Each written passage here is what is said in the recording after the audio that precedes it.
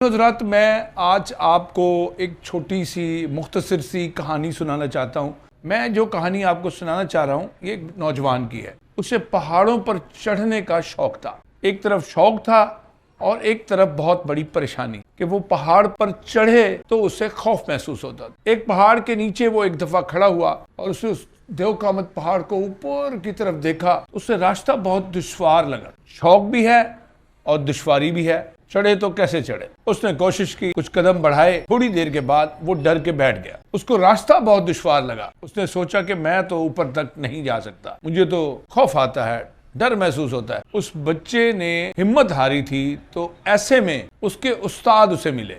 उसने अपनी परेशानी, अपना मसला अपने उस्ताद को बताया कि उस्ताद मोहतरम, मुझे शौक है पहाड़ पर चढ़ने का, दुश्वारी ये है कि रास्ता बहुत मुश्किल है, परेशान होता हूँ, थक हार के बैठ जाता। मुझे बताइए इस मसले का हल क्या है? उस्ताद मुस्कुराए और मशवरा देते हुए कहने लगे, बेटा, जब पहाड़ सर करने हो, जब चोटियों तक पहुंचना हो, बुलंदियां हासिल करनी हो, तो पूरे रास्ते पर ध्यान नहीं रखते। अगर तुम पूरे रास्ते को ज़हन में रखोगे तो तुम कभी चोटी तक नहीं पहुंच सको। उसका आसान हल ये है, कदम कदम पर तवज्जो दो। जो छोटे छोटे कदम तुम उठाते हो उन पर ध्यान रखो। याद रखो, हजारों मील का सफर छोटे कदमों से तय होता है। ये जो लोग चोटियां सर करते हैं, ये जो कामयाबी की मंजिल तक पहुंचते हैं, इन लोगों के जहन में हदफ तो मौजूद होता है, मंजिल तो मौजूद होती है, मगर ये अपने छोटे छोटे कदमों पर तवज्जो देते हैं। तुम भी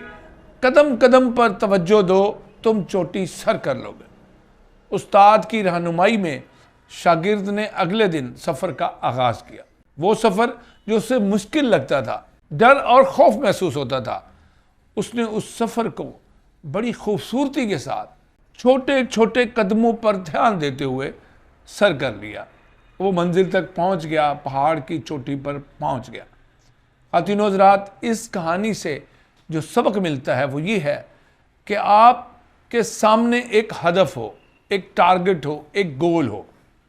उसके अचीव करने के लिए आपके अंदर शौक भी हो, और फिर आपको एक रहनुमा की भी ज़रूरत होती है जो आपको कदम कदम पर रहनुमाई दे, आपको मोटिवेट करे, आपको हौसला दे, आपको पता है शाबाश, तुम कर सकते हो, तुम ही करोगे और तुम इस मंजिल को पालोगे। छोटे छोटे कदमों पर तवज्जो दें और मुस्तकिल मिजाजी के साथ आगे बढ़ते रहें तो आप कामयाब व कामरान हो जाएंगे।